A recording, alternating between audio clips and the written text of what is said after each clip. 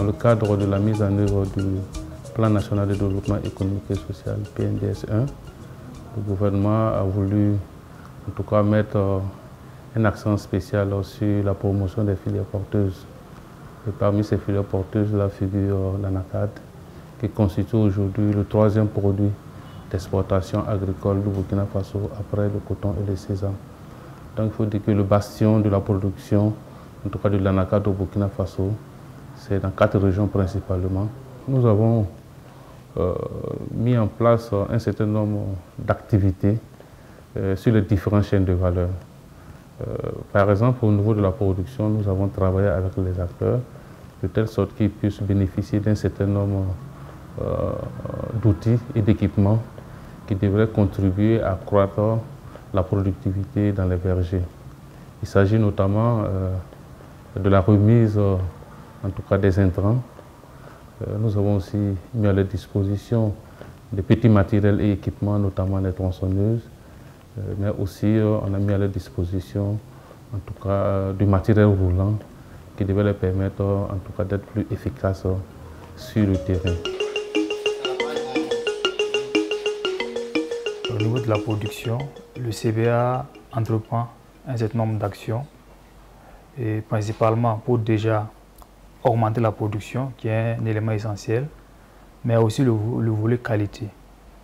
Pour ce qui concerne la production, il faut dire que le Conseil burkinabé de l'anacarde accompagne bien sûr les producteurs déjà en termes de matériel végétal performant, c'est-à-dire des plants qui produisent mieux, parce qu'actuellement au niveau national, nous avons des vergers très vieillissants.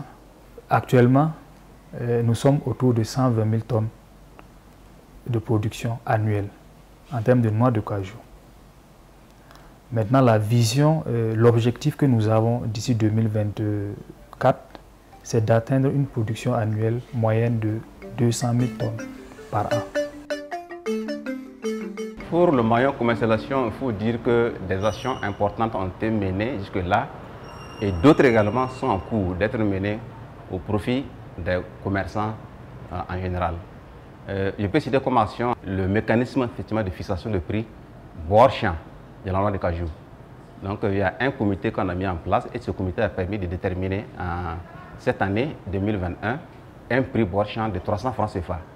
Et sur la base de ce prix, les structures de régulation et les structures de contrôle en tout cas ont été mis à contribution pour essayer effectivement de voir comment ce prix peut être respecté sur le terrain.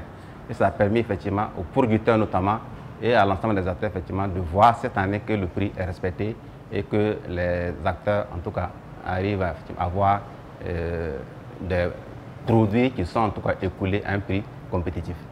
Pour les années à venir, c'est poursuivre en tout cas l'effort d'organisation de la filière, poursuivre l'effort d'assainissement du marché, en tout cas, et rendre en tout cas la filière plus compétitive.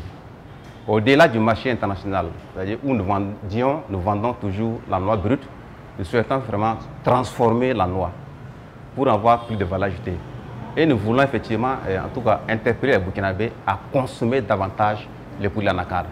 Parce qu'on ne saura se développer que si on compte sur nous-mêmes.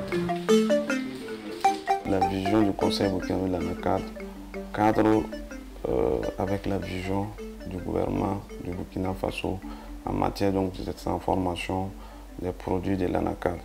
En ce sens que cette vision a été déclinée dans l'initiative Anacarde, qui est un document d'orientation en matière donc, de transformation de la filière des produits de l'anacarde. Donc le taux de transformation en tout cas souhaité, c'est de 45% d'ici 2024. Les données à la disposition du Conseil burkinabé de l'anacarde indiquent que nous avons 21 unités de transformation présentement installées au Burkina Faso. Et ces unités-là sont plus ou moins, la taille va de 100 tonnes à 12 000 tonnes pour les plus grandes. Maintenant, parallèlement à côté donc, de ces unités plus ou moins formelles, il existe d'autres types de transformation dont nous pouvons dire qu'il y a au moins une dizaine d'unités artisanales de transformation d'anacarde qu'on retrouve un peu dans les zones de Orodara, de Banfora et même de Batié.